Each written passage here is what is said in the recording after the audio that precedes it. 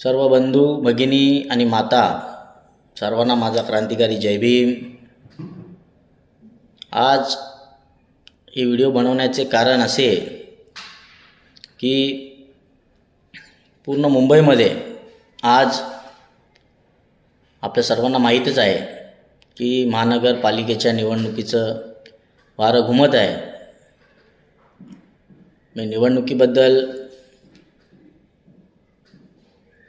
काही बोलण्यासाठी video post करत नाही आहे। मी फक्त माझ्या सर्व उमेदवार बंधू भगिनी आणि माता ते कोणत्याही राजकीय पक्षाचे आहेत किंवा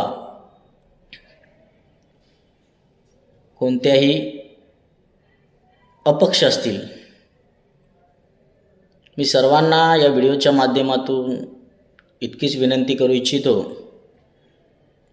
की आपण सर्व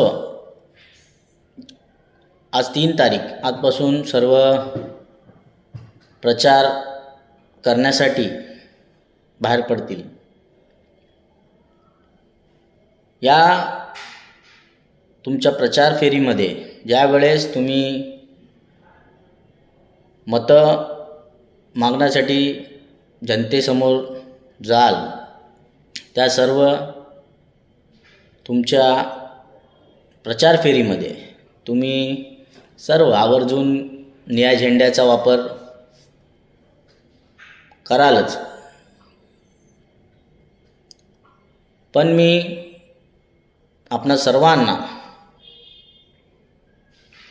या व्हिडिओच्या माध्यमातून इतकीच विनंती करू इच्छितो की ज्या पद्धतीने आपण तुमच्या प्रचार फेरीमध्ये मतं मागण्यासाठी जेव्हा जनतेसमोर जाता, त्यावेळेस ज्या पद्धतीने तुम्ही जनतेला एक मेसेज देऊ इच्छिता की सर्व धर्म समभाव आणि सर्व जाती धर्मांना आम्ही एकत्र करून आज आम्ही उमेदवारी लढवत आहोत। पण उद्याच तुम्ही निवडून आल्यानंतर 15 तारखेला निवडणूक मतदानाची तारीख आहे आणि 16 तारखेला निकाल जाहीर होणार आहे। पण 16 तारखेच्या निकालाच्या दिवशी त्यावेळेस आपला सर्वांचा निकाल येईल, त्या दिवशी देखील आपण निळा झेंडा हा वापरावा आवर्जून। कारण निळा झेंडा ही जनसामान्यांची अस्मिता आहे। बाबासाहेबांनी निळा झेंडा समतेसाठी दिलेला आहे, बंधुभावासाठी दिलेला आहे, न्याय हक्कासाठी दिलेला आहे। आणि निळा झेंडा फक्त आम्ही कुठे राजकीय मतांचं राजकारण करण्यासाठी करणे योग्य नाही।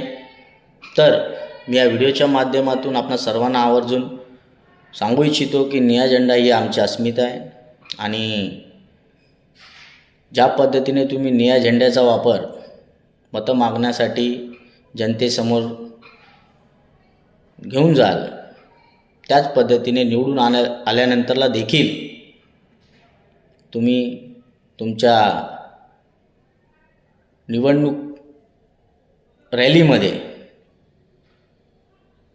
तुमची जी काही रॅली असेल किंवा तुम्ही निवडून आल्यानंतर जो काही तुम्ही जल्लोष कराल, त्यामध्ये देखील निळा झेंडा तुम्ही आवर्जून घ्यावा। अन्यथा प्रचार फेरीमध्ये देखील निळ्या झेंड्याचा वापर करू नये अशी मी आपणा सर्वांस या व्हिडिओच्या माध्यमातून विनंती करतो आणि इथेच थांबतो। नमो बुद्धाय। जय भीम, जय भारत।